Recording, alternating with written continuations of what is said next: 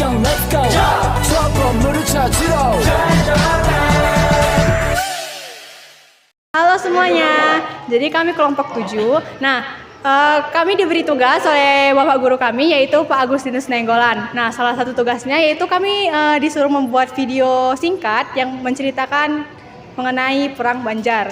Nah, sebelum kami mulai, perkenalkan saya Jihan Zara Rifa Susandi. Saya Kurnia Prayogi.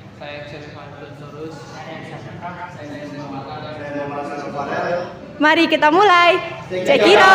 Perang Banjar berlangsung dari tahun 1859 sampai tahun 1862. Strategi awal yang dilakukan Belanda untuk menaklukkan kerajaan Banjar ialah dengan menjalin perjanjian dengan Sultan Sulaiman yang pada saat itu memimpin kerajaan Banjar pada tahun 1817. Masuknya pengaruh Belanda tentu saja mempengaruhi kondisi kerajaan Banjar pada saat itu baik dari segi sosial, ekonomi maupun politik. Terjadinya Perang Banjar juga dilatar belakangi oleh beberapa hal, yaitu yang pertama karena adanya penyempitan daerah kekuasaan Banjar. Hal ini merupakan akibat dari adanya perjanjian antara Sultan Sulaiman dengan Belanda. Lalu yang kedua, adanya kesengsaraan rakyat Banjar karena dibebani oleh pajak yang tinggi dan kerja yang wajib atau kerja paksa. Ketiga, adanya campur tangan Belanda dalam pengangkatan pejabat-pejabat di kerajaan Banjar. Salah satu bentuk campur tangan Belanda dalam pengangkatan pejabat di Kesultanan Banjar adalah dengan melalui sistem controller system, yaitu upaya kolonial Belanda untuk mengendalikan pemerintahan lokal dan menempatkan pejabat-pejabat yang tunduk pada otoritas atau kekuatan Belanda di dalam kerajaan Banjar. Kemudian pada tahun 1852, putra mahkota Abdurrahman meninggal secara mendadak. Sultan Adam pun akhirnya merekomendasikan ketiga putranya sebagai calon kandidat mengganti, yaitu Pangeran Tabzillah, Pangeran Hidayatullah, dan Prabu Anam. Pada kompetisi sengit tersebut terpilihlah Pangeran Tabzillah sebagai Sultan muda. Tak berselang lama, Sultan Adam meninggal. Pangeran Tabzillah pun langsung naik menjadi Mangkubumi. Diangkatnya Tabzillah membuat rakyat banyak yang tidak setuju karena perlakuannya yang kurang baik.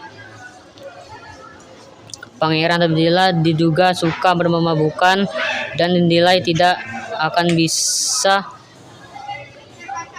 mengurus kerajaan dengan sebagai mestinya. Akibat adanya gesekan di kerajaan, inilah perperangan antara rakyat Banjar dan pemerintah Belanda dimulai, yaitu pada tahun 1852.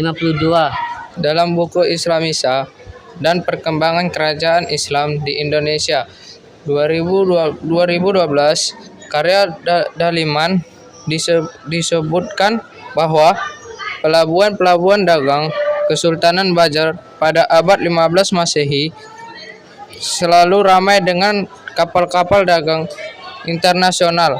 Kesultanan Banjar juga memiliki hasil sumber daya alam seperti emas, intan, lada, rotan, dan damar yang melimpah. Hal ini yang kemudian mendorong Belanda untuk mulai merencanakan strategi agar dapat menguasai Kesultanan Banjar. Belanda memulai strategi dengan campur tangan di beberapa wilayah Kesultanan Banjar dan menyelesaikan beberapa masalah. Sebagai imbalan, Belanda mendapat hak khusus untuk campur tangan di negeri Banjar. Kondisi tersebut berlangsung lama hingga akhirnya perlawanan rakyat Banjar dimulai saat Belanda mengangkat Pangeran Tabzillah II sebagai Sultan Banjar pada tahun 1859. Padahal waktu itu sosok yang semestinya naik tahta menjadi Sultan Banjar adalah Pangeran Hidayatullah II pada tanggal 28 April 1859. Pangeran Antasari memimpin pasukan terhadap benteng Belanda dan tambang batu bara di wilayah Pangaran. Dalam serangan tersebut, tentara Belanda dapat menyimpulkan dan Pangeran Antasari memimpin pasukan terhadap benteng Belanda dan tambang batubara di wilayah Pangaron. Dalam serangan tersebut, tentara Belanda dapat dilumpuhkan dan pasukan Pangeran Antasari dapat menguasai tambang batubara di Pangaron. Belanda membalas serangan Pangeran Antasari dengan menahan keluarga dari Pangeran Hidayatullah II. Belanda meminta Pangeran Hidayatullah II untuk keluar dari persembunyiannya. Pangeran Hidayatullah II yang keluar dari persembunyiannya justru ditangkap dan diasingkan ke Cianjur, Jawa Barat. Namun hal itu tidak membuat Pangeran Antasari menghentikan perlawanan-perlawanan ke daerah-daerah di Kalimantan Tengah dan Kalimantan Selatan. Perang Banjar mulai meredup karena pangeran tersebut terkena penyakit paru-paru dan penyakit cacar, dan ia meninggal pada 11 Oktober tahun 1867. Tanggal 24 Juni 1905, pasukan Belanda yang dipimpin oleh Letnan M. Michelson berhasil memenangkan Perang Banjar di Banjarmasin. Setelah kekalahan tersebut, Sultan Adam Al-Wasik Billah II yang tertangkap oleh pihak Belanda diasingkan di Manado. Dan para tokoh-tokoh pemberontakan yang tertangkap oleh Belanda itu disiksa, dibunuh, dan juga diasingkan oleh pihak Belanda. Perang Banjar berakhir pada tahun 1905 yang dimenangkan oleh pihak Belanda, yang menyebabkan kerajaan